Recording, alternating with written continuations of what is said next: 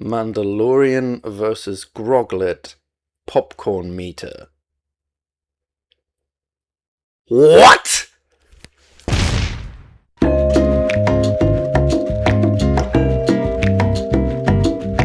Hello ladies and gents, and welcome to No Drama Just Movies Rapid Reviews.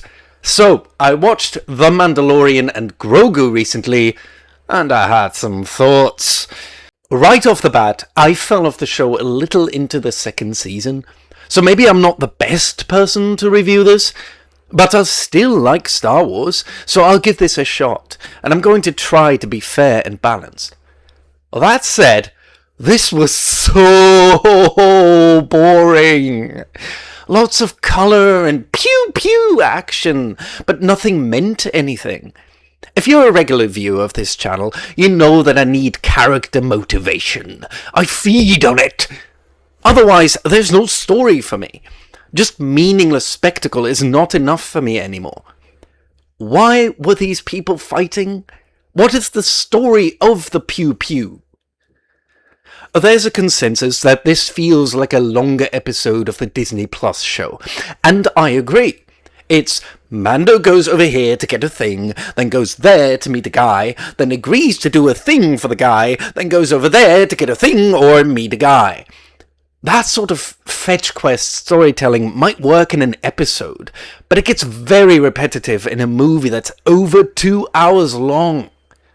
Grogu was cute and adorable, but it made the whole thing feel more made for kids.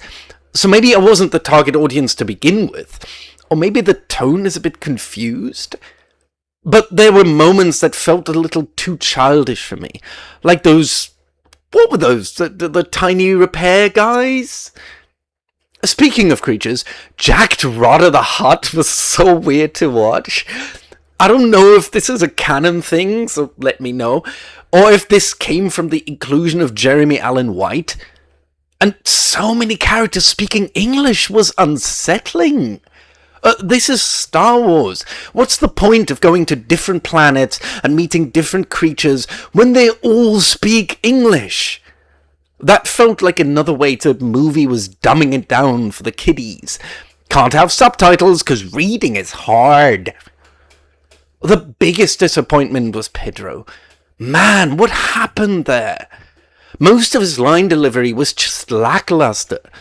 I never really understood or agreed with the phrase phoning it in, because I always assumed, I guess, that actors were still doing their job, even though they didn't enjoy the work, and there were still redeemable elements about their performance. But this one?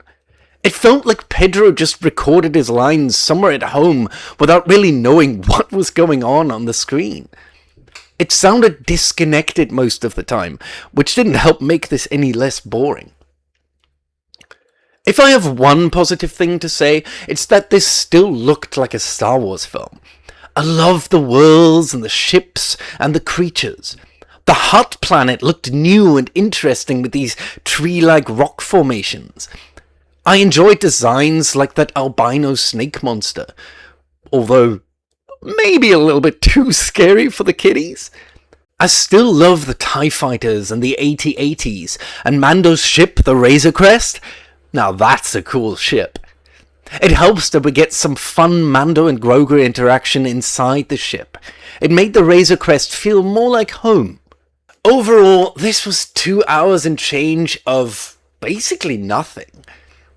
It was boring, with little to no character motivation. It still looked good, but that wasn't enough to keep me hooked. I'd say maybe skip this one and watch 2 episodes of the show instead, maybe season 1, and have fun with that. And that's all. Roll credits.